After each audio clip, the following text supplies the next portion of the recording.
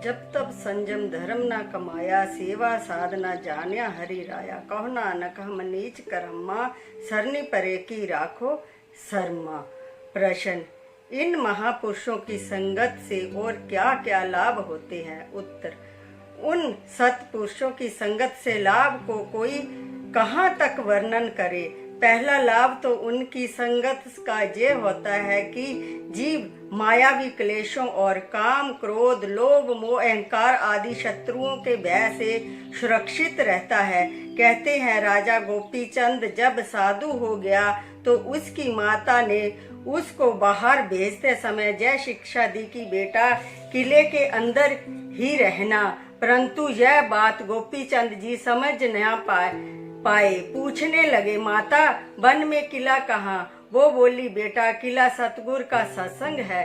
यदि तू सतगुरु के सत्संग में रहेगा तो काम, क्रोध आदि शत्रुओं से बचा रहेगा। यह सब आपने सुना होगा।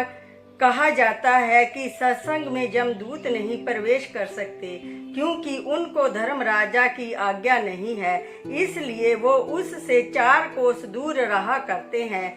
इस कारण से सत्संग में रहने वाले जीव धर्मराज के भय से भी निवृत्त हो जाते हैं। संतन शिव मेरा लेवा देवा, संतन शिव बहवारा, संतन शिव हम लाहा खटिया, हरि भक्ति बरे भंडारा। संतन मोको पूंजी सौंपी, त्यों उतरिया मन का धोखा। धर्म राय अब कहाँ करेगा, ज्यों फटिया सरलो लेखा।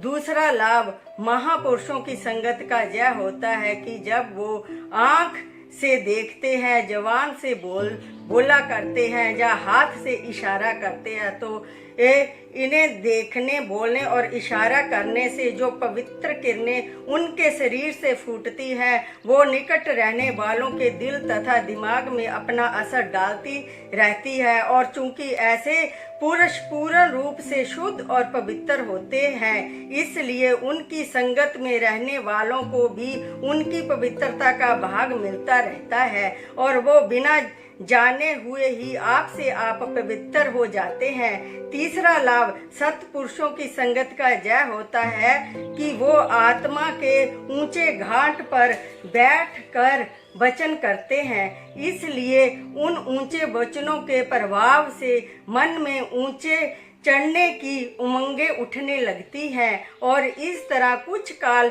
बराबर सत्संग करने से सुरती पवित्र होकर ऊंची बनती है। चौथा लाभ यह होता है कि चूंकि वो आप निबंध और मुक्त होते हैं, इसलिए उनको सत्संगियों के हृदय में भी मुक्ति का प्यार उत्पन्न करना होता है। इस प्रकार और भी अनंत लाभ जो खास कर अंदर के संबंध रखते हैं, प्रत्यक्ष में उनको वर्णन नहीं किया जा सकता। तात्पर्य यह है, संत सतगुरु के सत्संग में इतना लाभ है कि यहाँ उसे वर्णन नहीं किया जा सकता। मनुष्य की संपूर्ण इच्छाएं और कामनाएं पूर्ण हो जाती है। यह जो कुछ भी आपने कहा सब सत्य है, परंतु यहाँ एक बात और भी देखने में आती है कि अक्सर मनुष्य चिरकाल तक सत्संग में भी रहते हैं मगर उनकी अवस्था में कुछ भी परिवर्तन नहीं होता। इसका क्या कारण है? उत्तर, इसका कारण यह होता है कि जैसे संसार में सब लोग एक भांति के नहीं होते, इसी प्रकार सत्संगी भी सब एक विचार के नहीं हुआ करते। सबके मन में शुद्ध परमार्थ की भावना नहीं होती। उनमें कई सकामी भी होते हैं, जिनको यदि धन, पुत्र आदि की नहीं तो कम से कम यह इच्छा तो अवश्य होती है कि लोग उन्हें अच्छा कहें और सत्संग में उनका आदर भाव हो। वो अक्सर इसी ख्याल को लेकर सेवा भी करते हैं और कई उन में ऐसे होते हैं जिनकी अपनी सेवा का अहंकार होता है और कई किसी खास कामना के को लेकर सत्संग में आते हैं। कुछ काल सत्संग में रहकर देखा, यदि प्रयोजन सिद्ध हुआ तो अच्छा, वरना बाहर जाके संतों की निंदा करनी शुरू कर देते हैं। इसलिए इनके बीच अंतर होना जरूरी है और दूसरे सत्संग में रहते हुए उसके लाभ से वंचित रहने का कारण यह भी होता है कि वो लोग संत सतगुरु की महिमा और बड़ाई को नहीं जानते।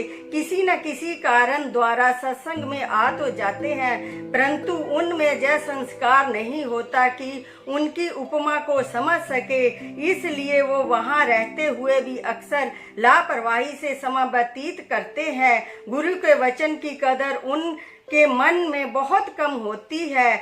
आपने देखा होगा कि कई लोग सत्संग में बैठे हुए भी परस्पर बातें करते रहते हैं। ऐसे पुरुषों की बुद्धि पर पर्दा पड़ा हुआ होता है। बल्कि अक्सर ऐसा भी देखा जाता है कि सत्संग में बैठे बैठे उनको नींद सताने लगती है और वो सो भी जाते हैं। इस कारण से ऐसे मनुष्य सतगुरु के लाभ से वंचित रहा करते हैं। लाभ तब होता है कि जब महापुरुष वचन फरमाने लगे, उस वक़्त मन की समस्त वृत्तियां एकाग्र होकर उनके सुनने में लग जाए, जहां तक कि उन पवित्र वचनों को सुनते सुनते अपने शरीर तक का ख्याल भी भूल जाए। क्योंकि संसार में सत्पुरुष का सत्संग प्राप्त होना अत्यंत ही दुर्लभ है। तो जिनको उनके वचनों की कदर नहीं है, वो चाहे लख सत्संग में बैठे रहे, हालत बहुत कम बदलने में आएगी। परंतु फिर भी महापुरुष के सत्संग का बड़ा प्रताप है। बाहर की संगत से तो वो 1000 दर्जे उत्तम है, क्योंकि सत्संग में पड़े रहने से एक ना एक दिन मन को चोट लग जाती है और मनुष्य एक दिन असलियत को समझने का अधिकारी बन जाता है। नमस्कार। कल हम जानेंगे सत्संग का अंग भाग से। दासों की दास सुमन शर्मा।